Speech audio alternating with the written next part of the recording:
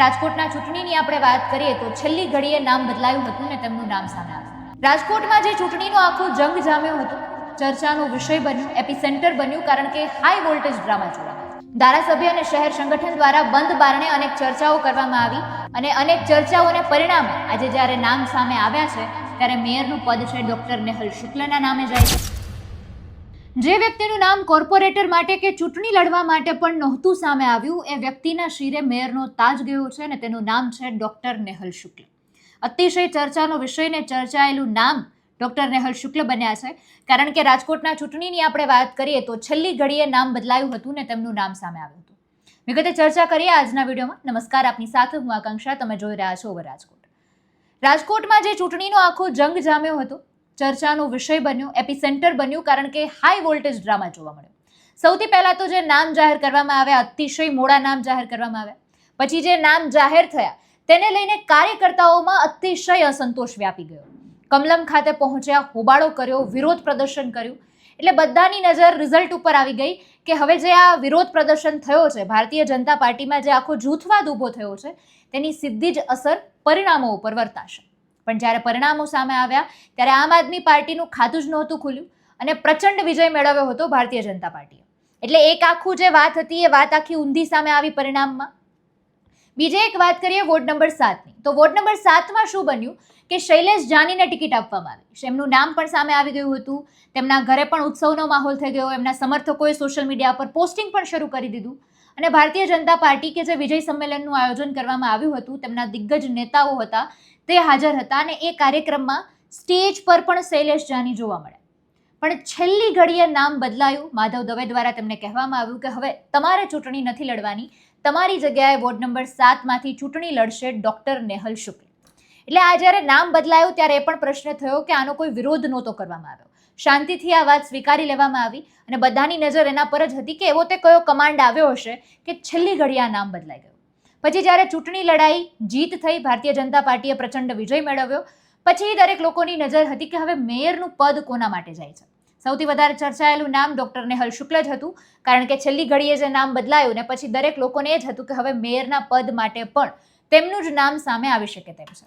પણ 1 મહિના જેટલો સમય લાગ્યો, કારણ કે ધારાસભ્ય અને શહેર સંગઠન દ્વારા બંધ બારણે અનેક ચર્ચાઓ કરવામાં આવી અને અનેક ચર્ચાઓને પરિણામે આજે જ્યારે નામ સામે આવ્યા છે ત્યારે મેયરનું પદ છે ડોક્ટર નેહલ શુક્લના નામે જાય છે. ડેપ્યુટી મેયરમાં નામ સામે આવ્યું છે દક્ષાબેન વસાણી. સ્ટેન્ડિંગ કમિટી ચેરમેન માટે પરેશ પીપળિયાનું નામ સામે આવ્યું છે. શાસક પક્ષના નેતા તરીકે હિરેન ખીમાણીયાનું નામ સામે આવ્યું છે અને દંડક તરીકે સંજયસિંહ રાણાનું નામ સામે આવ્યું છે. તો આખું જે આ રાજકારણ ઊભું થયું છે, આખો જે ડ્રામા થયો હતો, તેને લઈને અમે વરિષ્ઠ પત્રકાર અનિરુદ્ધભાઈ નકુમ સાથે અમે ચર્ચા કરી કે આખા જ્ઞાતિગત સમીકરણો કેવા જોવા મળ્યા અને આ જે આખી પરિસ્થિતિ ઊભી થઈ છે એને એ કઈ રીતે જોવે છે. તો એમણે શું કહ્યું છે તેને સાંભળીએ. નમસ્કાર અનિરુદ્ધભાઈ. નમસ્કાર. મારે આમ તો અત્યારે જે રાજકોટ એપિસેન્ટર રહ્યું છે, ચર્ચાનો વિષય રહ્યું છે રાજકારણ માટે, તો શરૂઆતથી મારે પ્રશ્નોની શરૂઆત કરવી છે, કારણ કે મેયરનું પદ જેમને મળ્યું છે ડોક્ટર નેહલ શુક્લ, કોર્પોરેટર માટે પણ એમનું નામ જાહેર નહોતું થયું અને છેલ્લી ઘડીએ એમનું નામ જાહેર થયું ને અત્યારે મેયર સુધી તેઓ પહોંચ્યા છે. તો મારે એ પરિસ્થિતિનો પહેલા પ્રશ્ન પૂછવો છે કે પહેલા શૈલેષભાઈને ટિકિટ મળી અને છેલ્લી ઘડીએ પછી નેહલભાઈનું નામ સામે આવ્યું, તો એ આખી જે પરિસ્થિતિ બની, એ આખા જે સમીકરણો ગોઠવાયા અને તમે કઈ રીતે જોવો છો? જે સમીકરણો શૈલેષભાઈ જાનીની જયારે સ્ટેજ ઉપરથી ઉતારવામાં આવે છે, એ રાજકોટ ભાજપના ઇતિહાસમાં આવો બનાવ પહેલી વાર બને છે અને વોર્ડ નંબર 7ના નવા ઉમેદવાર તરીકે નેહલ શુક્લને ટિકિટ આપવામાં આવે છે. ત્યારથી જ એક રચાઈ ગઈ હતી કે હવે જો કોર્પોરેશનની અંદર ભાજપનું શાસન આવશે તો આગામી મેયર નેહલ શુક્લ જ હશે. એ ત્યારથી આખું પિક્ચર ગોઠવાયેલું હતું. ઓકે, પણ આજે પહેલી વખત બન્યું કે ભાઈ છેલ્લી ઘડીએ એક તો બહુ જ લેટ એમના બધાના નામ જાહેર કરવામાં આવ્યા અને પછી એ નામ જાહેર થયા એમાં પણ આ બદલાવ કરવામાં આવ્યો. તો એની પાછળનું કારણ શું લાગે છે? ભાજપે શું વિચાર કરીને આ કર્યું હોઈ શકે? તમને શું લાગે છે? એની પાછળ રાજકોટ ભાજપનું જૂથવાદ છે ને, એના કારણે આ બધું કાલે જે પેપર ફૂટી ગયું કે આ વ્યક્તિ મેયર થવાની છે, આ વ્યક્તિ સ્ટેન્ડિંગ કમિટીના ચેરમેન થવાના છે, આ વ્યક્તિ ડેપ્યુટી મેયર થવાના છે, આ વ્યક્તિ દંડક થવાના છે, આ વ્યક્તિ શાસક પક્ષના નેતા થવાના છે. એ અગાઉથી જે મીડિયામાં જે નામો વાયરલ થયા, ખરેખર તો વાસ્તવિક તમે જોવો તો એ જ નામો હતા કે જે મીડિયામાં નામો વાયરલ થયા ને એ જ નામો ખરેખર ફાઇનલ થયા હતા.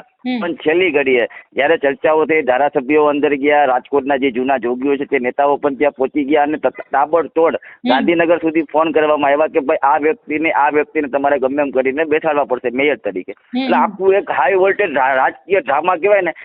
તમે જોવો ને તો મહાનગરપાલિકામાં 1 કલાક સુધી નામો આવી ગયા છે, છતાં પણ તમે જો કવર ન આપો તો એ રાજકોટની બહુ મોટી ઘટના કહેવાય. અને છેલ્લી ઘડીએ તમારે નામો બદલવા પડે એ પણ એક મોટી ઘટના કહેવાય. અને છેલ્લી ઘડીએ નામોમાં ફેરફાર કરવામાં આવ્યા છે કે બહુ મોટું રાજકારણ રમાણું છે અને બહુ ઉપલા લેવલ સુધી ફોન ગયા છે અને પછી નામોમાં ચેન્જ કરવામાં આવ્યો છે. એટલે એટલા માટે કે હાઈકમાન્ડ સુધી જે નામો નક્કી થયા હતા તે પેલા ઉપલા લેવલે કોઈને જાણ નથી કરવામાં આવી.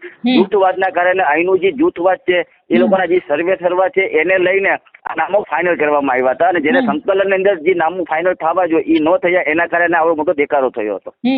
અને એ સમયની આપણે વાત કરીએ તો જે કાર્યકર્તાઓ છે એમાં પણ બહુ જ અસંતોષ હતો અને કમલમમાં જે હોબાળો કરવામાં આવ્યો અને પછી એવું પણ લાગતું હતું કે આની અસર પરિણામો ઉપર બહુ વર્તાશે, પણ છેલ્લી ઘડીએ ટિકિટ બદલાય અને એનો વિરોધ પણ ન થાય, તો એ આખી જે પરિસ્થિતિ છે એ વિશે તમે શું કહેશો અનિરુદ્ધભાઈ?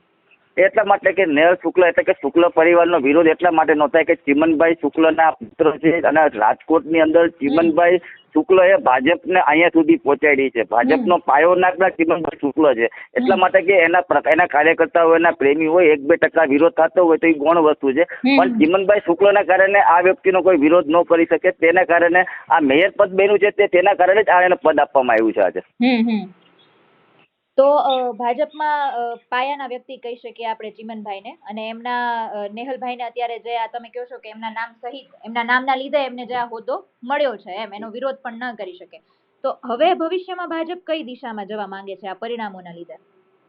હવે તમે જુઓ કે હવે ભવિષ્યમાં ભાજપની હવે મેયર તરીકે નેહલભાઈ શુક્લએ પોતાની કમાન આજે પોતાનો ચાર્જ સંભાળી લીધો છે અને એ માણસની હવે કામગીરી કરવાની ક્ષમતા પણ લોકો જોશે કેવા પ્રકારનું કામ કરે છે. કે રાજકોટના લોકોને એક અપેક્ષા છે કે અમારો મેયર એવો હોવો જોઈએ કે અમારા કામ કરે એવો જોઈએ. હવે તો આગામી દિવસોમાં જ આપણને ખબર પડશે કે કેવા પ્રકારનું કામ કરે છે. જી, અને જે બધા સમીકરણો ગોઠવાયા છે, જે આખું ચોકઠું પહેલા તો આખું જે ગૂંચવાયેલું હતું અને એ આવી રીતે ઉકેલાણું છે, તો એક પત્રકારની દ્રષ્ટિએ રાજકોટ માટે ખાસ આજે આખું રાજકારણ ને ડ્રામા ઉભો થયો છે એ કેટલી હદે યોગ્ય અયોગ્ય કઈ રીતે તમે જોવો છો? તમે જોવો ને તો આખી વસ્તુ તમે નેહલભાઈ શુક્લનું મેયર તરીકેનું પદ આપ્યું છે, બ્રાહ્મણોને આપ્યું છે.